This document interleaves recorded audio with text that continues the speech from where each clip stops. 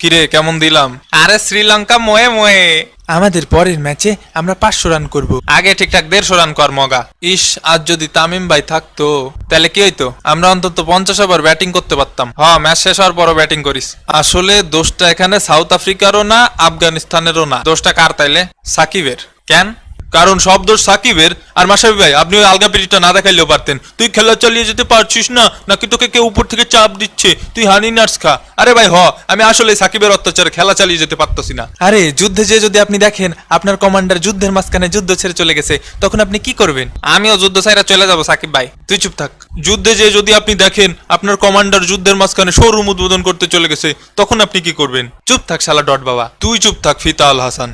ভাই উনি না শোরুম আল হাসান, আমি তো জানতাম উদ্বোধন আল হাসান। আরে কোনোটাই না, ও হলো আমাদের ব্যবসায়ী সাকিব, ব্যবসায়ী আল হাসান। এই মুশফিকের ভাইরা ভাই, কথা সামলায় মুখ বলবি। মানে মুখ সামলায় কথা বলবি। এতদিন পরে তোর দল নেছে কেডা? এই আমি। এই দলের মধ্যে এত উন্নয়ন কিসের জন্য? এই আমার জন্য। তামিমের আমলে কইছিলা? তামিমের আমলে পেঁয়াজের কেজি কত ছিল?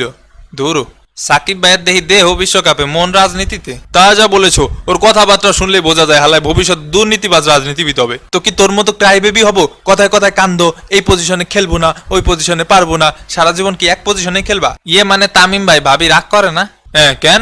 না কিছু না, মিরাজের মতো খেলা শেখো, সব পজিশনে সমান তালে খেলে। ওহ লালা মিরাজ ময়ে ময়ে। তুই রাজনীতি কইরা আমার থেকে ক্যাপ্টেন্সি নিছস, তারপর আমার দল থেকে বাইর করে দিছস। শালার মীর জাফর। হয় মনি, আমি তো তোমার কানে কানে যে বলে আসছিলাম তুমি অবসর নাও, ক্যাপ্টেন্সি ছাইরা দাও। অবসর নেওয়ার পরিবেশ তুই তৈরি করছস। করলে করছি, কি করবি? এই পোলাপান্ন ঝগড়াঝাটি। একদিন তোরা সবাই মিলে নৌকার তলায় আয়, সব বুঝাই বলবানি। আমারও সহসভাপতি না দিলে আমি খেলবো না। তামিম রে সহসভাপতি দিলে আমি নৌকায় উঠবো না। না ইয়ে মানে তামিম রে সহসভাপতি দিলে আমি ক্যাপ্টেন্সি ছাইরা দিমু। আরে লাগাইছস কি তোরা? মাশরাফি ভাই কি তৌহিদ আফ্রিদি লাইট?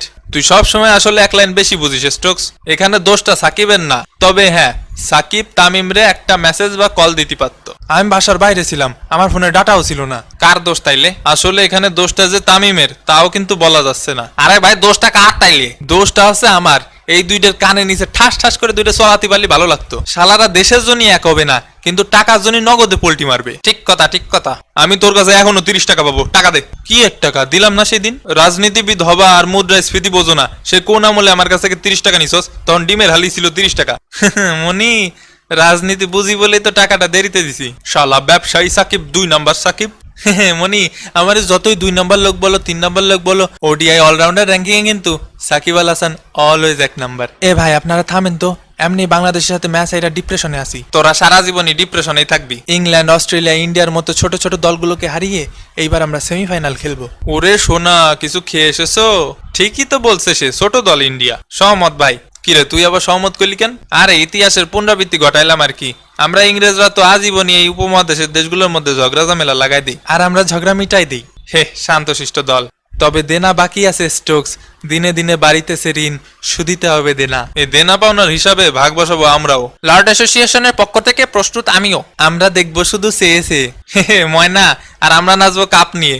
হ্যাঁ, এখানে দোষ আসলে কারোরই না। হ্যাঁ, এখানে বাংলাদেশকেও দোষ দেওয়া যাচ্ছে না। হ্যাঁ, আবার আসলে দোষ আফ্রিকারও না। হ্যাঁ, দোষ হচ্ছে তাদের যারা ভিডিও দেখে কেলাচ্ছে কিন্তু এখনো সাবস্ক্রাইব করিনি। হ্যাঁ, এই দোষ না করে সাবস্ক্রাইব করে ফেলুন। 45 দিনের এই মেগা ইভেন্টের হাই ভোল্টেজ ডাবিং গুলা দেখুন সবার প্রথমে। আসলে দোষ হচ্ছে বাংলাদেশের স্বপ্নে, হ্যাঁ, আর ভারতের স্বপ্নেও। খেলা হবে মামা।